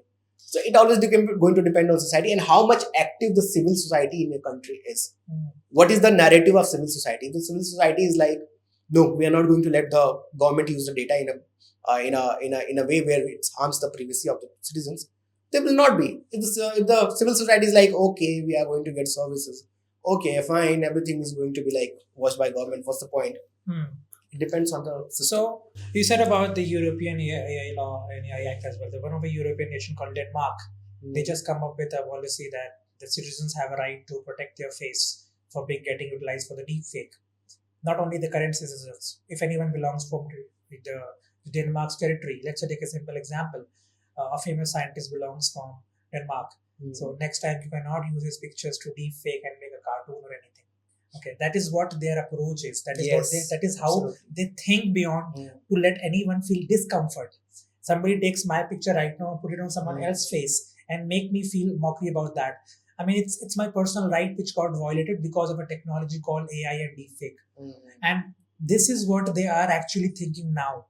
And I don't want to name it but in our nation we see there have been a mockery video of our father of nation Mahatma Gandhi where he can be seen in singing songs and dancing in a video being made by these AI applications and AI tools. We found Mona Lisa's painting constantly just murmuring and speaking about things. We found Einstein about talking some different thing. I mean, this is a disrespect also we see, because I think that's come into the category of ethics and governance, which is very much important to people understand these technologies are for enhancement and betterment, not to make a mockery of anything which doesn't make any sense. And that is why I value the Europeans' regulations a lot, because then they protect their ethics and their controls for the people, which allows them to be very safe, guard their people and their regulations. Where in India, we have freedom of, I don't say freedom of speech, we have freedom of everything. Yes. We have freedom of everything. You cannot stop us. But yeah, though we love our nations a lot, and because that is what we got from this country, the love from everywhere, which is very restricted to any other nation across the globe. They don't know in any other country. But if an Indian found another Indian in any other nations, they meet such a way that an Indian met with an Indian loving brother out there cross border. So, what's your instance on how would you love to narrate this to our audience, that instead of using anyone's, I mean, deepfake is something very, very, very critical and criminal, which I personally feel. And what's your instance about this? I mean, AI is a very creative technology, So wherever the AI is going, I mean, the kind of things that people are creating, it is a reflection of their society, their mindset, their culture, their ethos. So, I mean, if you are seeing that there are funny videos related to Mahatma Gandhi or Prime Minister or any leader or any political leaders, I mean, it shows that we are a free country, so that we can criticize or we can create mockery of the people. So that's good, which cannot happen in countries like China or Russia. Even because, there was a movement in China where Winnie the Pooh was used as a cartoon to depict Xi Jinping. And, there was the whole CCP and the whole Chinese government went out to delete this Winnie the Pooh cartoon from the internet. So that shows that how much freedom in any country is there. So if it's people are creating these kind of things, there is not. I mean, I am worried about that. Why we are not creating much better things out of AI. Since AI is a creative technology, we can use to create better things. If we are just creating mockery of our leaders and all, I mean, that's a very limited use of technologies. It can be used in better way. Right. So what if, I mean, I'll just club two questions and get a very quick answer from you. How do different countries approach AI ethics and governance? That's one part, because that's very much important now. Now we have a tool. We know how to use the tool. We know how to get benefit ourselves. But there is a thing called ethics. What we call in India that हमारे संस्कार क्या दर्शाते हैं, हमें कैसे करना है, क्या बताते हैं हमें कि हमें अपने बड़ों से कैसे बिहेव करना है, हमें अपने बड़े बुजुर्गों से कैसे बिहेव करना है, हमें अपनी नेशंस के साथ कैसा प्यार रखना है. सो जब भी हम ऐसी कोई संस्कार भरी बातें करते हैं तो हमारी आवाज अपने आप में भारीपन लेकर आती है और हमारे लहजे और हमारे बात करने के और हमारे स्टाइल में चेंज आता है. बिकॉज जैसे हम संस्कार की बात करते हैं, द फर्स्ट थिंग जो हमारे दिमाग में हमारे पेरेंट्स आते हैं. Okay, there's the first place we got the ethics to live life. Yes. And then with ethics, then we have, I personally consider ethics comes from your mother and governance comes from your father. Okay. Okay. That's a very good depiction. Yeah. In Indian So context. so if you have those two narrations in your mind always, that how your mother raised you and how your father guides you and made you available to use things. If anywhere, if you go back in time using anything in your life, if you have them in your life, go and ask them immediately. Can I use it for them? I bet you that your mother will tell you, no, don't do this. I bet you if you go to your father and say that, okay, no, don't do this for that. If you have any confusion in terms of governance, go to your father. If you have any confusion in ethics, go to your mother and ask them, shall we do that or not? And we are very, very cohesive and diverse nation across the globe. Yes. As an Indian, I feel very proud that I have my parents, which gives me an idea how you should do and do that. Where instead of many countries, things plays different. They use regulations. We never use regulations generally. We use ethics and governance from very initial days. But they use regulations from initial days. Like, okay, there's a small kid, you need to behave like this with the kids. You cannot shout on your kid. You cannot just slap your kid. You cannot do that. In many countries, if you slap a young kid, it's a crime for them. It go to a child prohibition categories. But in India, it's fine enough. You made a mistake, you'll get a slap. In Europe, if you make a mistake, you will not get a slap. If you get a slap, they will fine against you. No, it's not the right way to behave like that. So I think our ethics and governance comes from the family which we got grown up. So just wanted to know one idea from you that whose values will win globally. Because India stands a value, a country which values, and I do agree with what is actually happening with the tariff war is happening in India. And we all know why this tariff war has a pinpoint, and that pinpoint is because a country wants to import a product which our country don't want it to come, and actually the tariff are using as a weapon to utilize that advantage. Let's not talk about that. But the only things that whose value will win globally in AI, governance and ethics? The group who will bring the money. Okay. Yes. Straight answer. Okay. Values are a very different thing. Values can play a very great role in projecting your soft power, right? That you have a value system. But when it comes to winning competition, it is always about the resources and the money. So the countries or the groups who will bring money to the people is going to win this game. Okay. I mean, we cannot just relegate this thing on that. Okay, I mean, if value is the system, why we have to understand that why there is a distortion of relationships happening with our neighboring countries.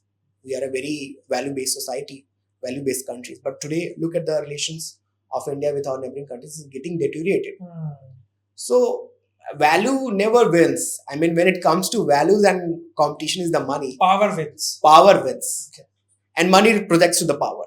Right. So that's why you can see that China has been able to make maneuvers in our region in South Asia with the help of what? Values. China don't create any kind of, comes with a value of family system. I mean, if you understand the Chinese society, there is a very homogeneous society. And they just come with that, okay, their only one agenda is to create money, more and more money. And they have been able to propagate their agenda in our region with the help of money. So in this game, I mean, it's not about the values. Values definitely will play in some area of governance. Okay, there should be a justice, Rawls theory of justice or 𝐻𝐸𝐿 theory of justice. We have to be like very much clear about this. When it comes to creating Indian AI ecosystem, we have to be not dependent on the US model of justice, which is based on Rawls theory of justice. We should be based on 𝐻𝐸𝐿 theory of justice, that how justice should be in India, which is based on upliftment of marginalized sections. It should not be like European or US standards where it's all about the who is like more meritorious will get the more opportunities. Okay. That's the idea. You have to be like very much precautious about the fact that in this race, money is very important. If you are not going to create value, value system and value are two different things. If you are not going to create value for the people in which they can grow their life, it's going people to be forget the values for valuation. Value. That's the irony. People forget the values for valuation. Valuation. I got it. Your point. But let's take a tricky part. What happens if this AI development in India becomes a matter of national security versus ethical consideration?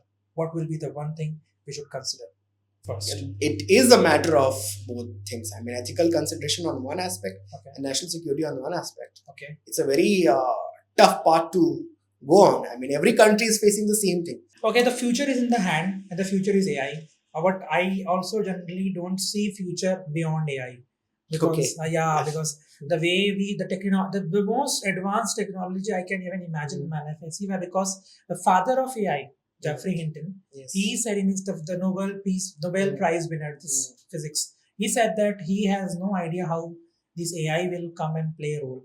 And we are talking about AI, but people have already landed into AGI and ASI. Yes. Okay, these super intelligence and general intelligence and the agentic AIs, the AI agents. So where you are looking after next 5 or 10 years? I mean, 10 years is very long. Let's talk about 5 years. These AI developments, where they're gonna land up? Whenever I read nowadays, I mean, there is so much about that. AGI is coming. Every YouTuber is saying the same thing. AGI is coming by 2027. AGI is coming by 2030. I don't know. Like these things are claims to get the clickbait, or is there any real substance? This can be only told by the people who are at the front end development of AI. People who are sitting in Meta, people who are sitting in OpenAI, Right. they know the capabilities. There are some sort of things definitely which is very possible. When it comes to the conversational AI that we are doing to chatbot, it's going to become advanced day by day. Okay. But creating an AGI or like putting AI into a robot, it's a whole different game. Okay. It's a whole different game. It's not going to be that you are going to see robots interacting like humans in the next 5 years.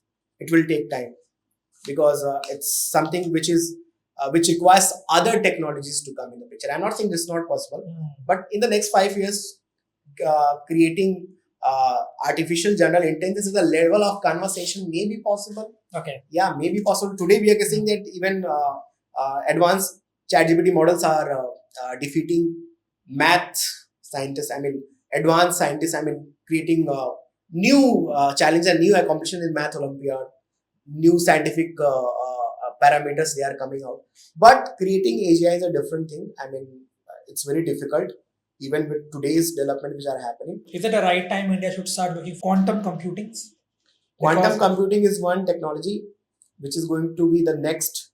People say that will be like very defining after AI. Shall we start looking at this as an Indian? India is already looking with the National Quantum Mission. They have is already looking into it, but the investments are very meager. Okay. Like we need a lot of investment in it because that requires hard infrastructure. Like building How do quantum you computers is very difficult. How do you see AI? A revolution or evolution? It's an evolution, Okay. definitely. It's not a revolution from my side because we already had technology. Technology is a fundamental technology on which the AI has been. I mean, before AI it was data. Before data it was internet. Before internet it was communication.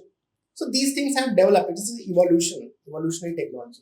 People call it revolutionary because it has impacted all the industries at once. That's why it has become very difficult for you to grasp. Okay, I got it. You're trying to say that this AI will evolve us as a better human in many capacity. I'm not saying that. and it will revolutionize the entire ecosystem we have. Yes. Yeah, it is occurring. I mean, we are sitting here discussing about AI on a podcast. I mean, it means that something people are like very much. Okay. And you say about the AGI, general intelligence, we talk about super intelligence, or we talk about AI agents and all. They will land up after 27, 26. So what I can observe with the learning, there's a theory I call it, and I admire it a lot. And how does it really works? We manifest things. Yes. And the topic of manifestation has been very common these days. People do a lot about this. Yes. Back in our time, manifestation was something like you wish and pray. Okay, you wish and pray, you will get it. Now, manifestation is linked with universe, that you leave it on the energy and you manifest about it and it will happen. Miraculously, it is happening also. Let's talk about in the God's in context only. But the next level of this manifestation you can do, that is called double manifestation, that any user or any general person who is actually admiring AI can do. That whatever you are expecting to happen, what you will do if that will happen. Okay. For instance, you say that you are in the world of AI, you are having everything in the form of AI. Everything around you is happening related to AI. The crimes rate could be very malicious. the productivity will improve. I do not talk about only cons, there are pros things also. The productivity has been improved. People have been struggling to get the data done. Now they can get the data immediately. I personally has worked with many of my organizations where we have automated the physical task or the manual task from 50 hours task to 5 minutes. Yes. I mean, that's miraculous. I mean, we are also coming with a program that we have talked about, AI Skills Mastery Program, where people can learn how to convert their 50 hours of physical manual task into 5 minutes of automation, and they can make their tasks done in immediate basis way. And that's the tool is actually giving advantage, leveraging us to be more productive. And then the question is the same. Like, this is how you're feeling about the environment and atmosphere. Now you have imagined about general and super intelligence. The super intelligence will be like, it will be better than human. It will go beyond our intelligence capacity. What will they do if they go beyond our intelligence capacity? Okay, all right. That's the question. What we will do, what they will do of that. And if you realize it, okay, they can do this, या फिर वो ये कर सकते हैं, या वो दुनिया डिस्ट्रॉय कर सकते हैं, या वो हमें कंट्रोल कर सकते हैं, वो कुछ भी कर सकते हो. बट अगर वो कर भी लेंगे कुछ, तो what if after that? Yes. The dinosaurs died. What is after that?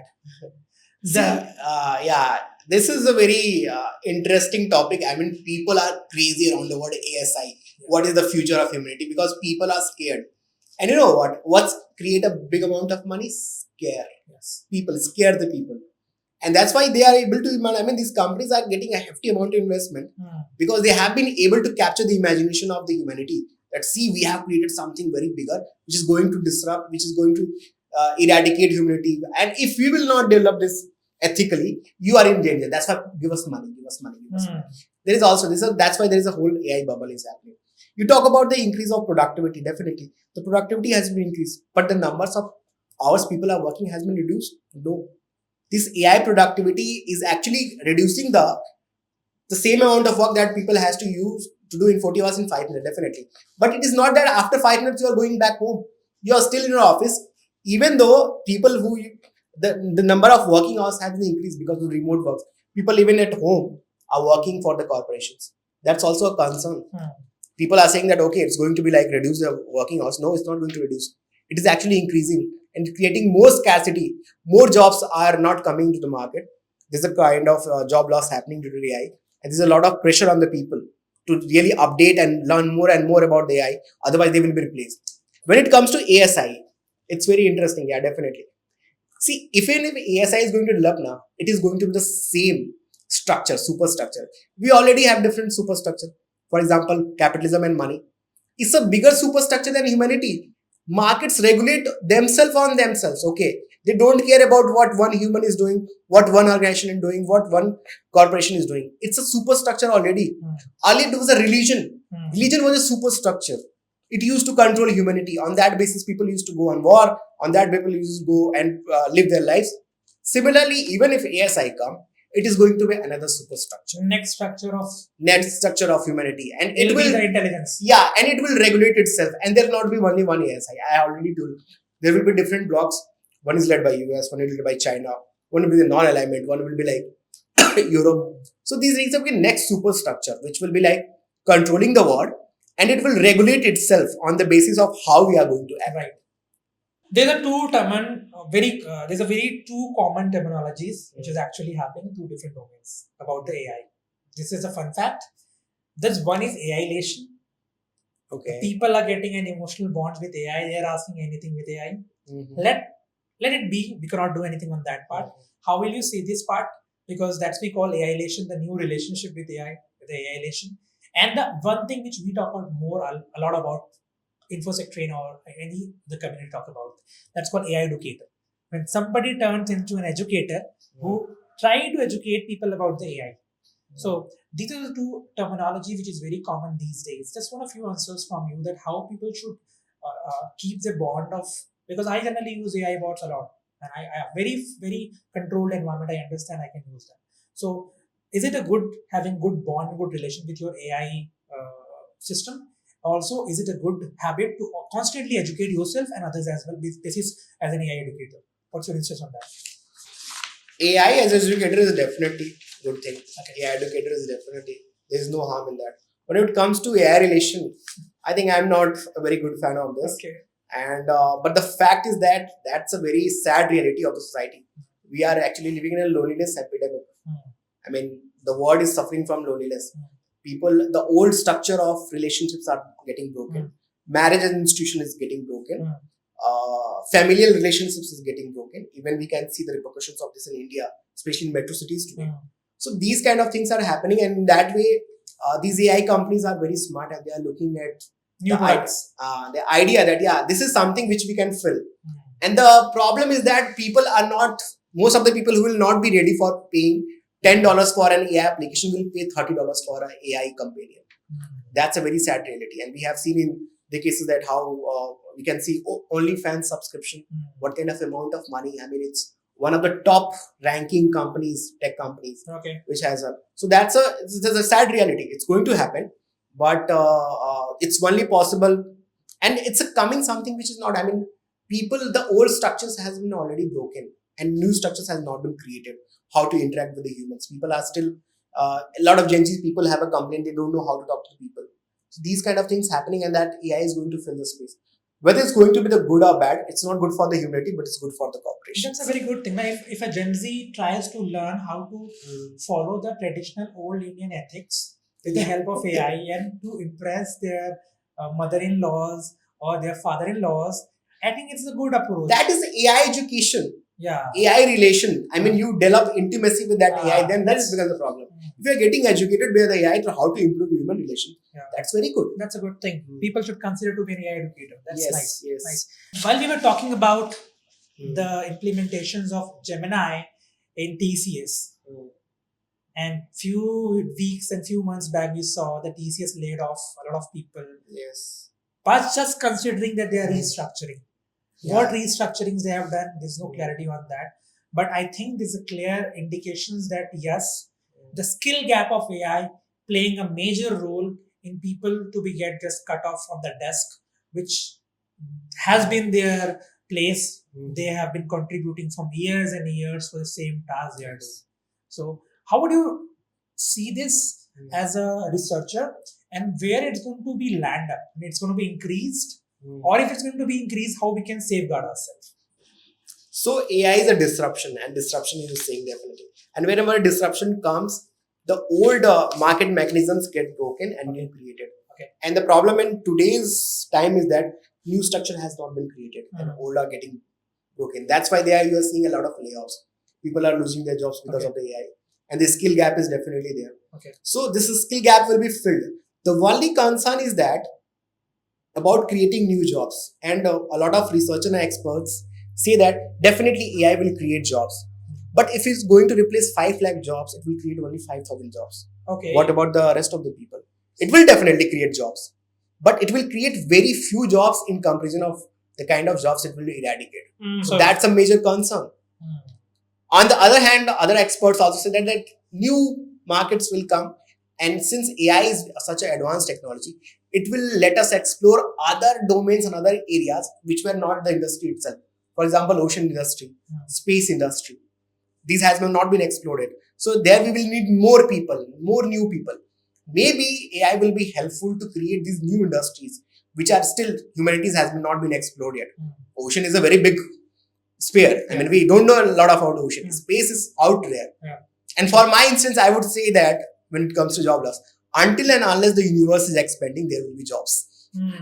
Because we can become an interplanetary species. We can go to the Mars, we can create the colony. If AI is going to that advanced, then we don't. If AI is a suboptimal technology, we don't have to fear. And if AI is an advanced technology, we don't have to fear. In both the cases, when it comes to the job loss. But you need to restructure yourself with the new upcoming challenges. Absolutely. There is no... you should not be very stubborn and very strict to your old ideologies. No. I'll do like this only. Better you embrace this new technology, work with them, adopt this technology, and try to enhance your skills of using it. It'll be better. Because, I mean, if you go... I remember there was, when I was kid, in our days times, the news channel used to come up say that don't keep phone in your left side pocket because it causes problem in your heart. I mean, every second person is using phone these days. those problems has been gone. Yes. So I think it's good enough that we embrace it and we go ahead and see things in the right way. It was very wonderful, Sudhanshu. I love having a conversation with you. It was very amazing. I think we have brought. We will for sure come with another episode with you as well. We'll talk about the feedbacks which we'll get from our people to talk about it. And it was wonderful having the insights you have shared. We have gone cross borders. We have understand about the tools and technologies. We learn about how we can evolve in future. We also got an idea how much good we are at things and how much improvement we really need in that. How India can be a good market for entire world, but India can also control the entire world economy because we are the market. Yes. We'll decide how we wanted to play on in this market. Actually, it's fine enough. If the person who's inside the market decides that what I have to consume, the market will listen what I have to feed. Actually, we cannot feed you what really you want us to feed because you wanted to do it. That's a very good thing. I think a bold move of Indians have actually came into the market. It's just that we have to encourage them. Okay, yes, we have to go ahead and like this and we'll lift this technology into a very impactful way. The security measures and challenges will be for sure there. It is going to become there, but that can be eliminated and reduced if we have a good source of learnings and upliftments and skill developments out there. That's all the conclusion I have from my end. It was wonderful having a word with you. Thanks for coming up. It was very nice. We'll be blessed to have you another very soon. And thank you very much, Sudhanshu. What's his name? Sudhanshu. Yeah. So thanks for coming, for making our day wonderful. It was full of insights, and I really loved and appreciate your time because it is gonna be a nation building podcast. It's where our nation people can watch. They can learn, they can empower themselves. They should not feel bad about of what is not happening. Also, they should feel good about what is going to happen. Yes, absolutely. Thank you so much for coming. Over to you. You can close the book. Yeah, I mean, it was a wonderful experience with you guys to share my insights and what's actually happening in the intersection of technology and geopolitics. I'm also looking forward to interact more with you and come up with the new ideas and new research that I'm working on and giving new insights to the people because AI is something which we need to educate and aware people. And if a small contribution creates impactful change in the society, and that's, it's wonderful if it's possible and it's happening with your medium. It's all wonderful. Thank you so much. The only thing that I will end with that, since AI is a disruptive technology, it's a very common quote and everyone knows that. The only way to grow in this 21st century is to learn, unlearn and relearn. Yeah, that's true. That's the only way forward. Thank you so much. Thank you so much.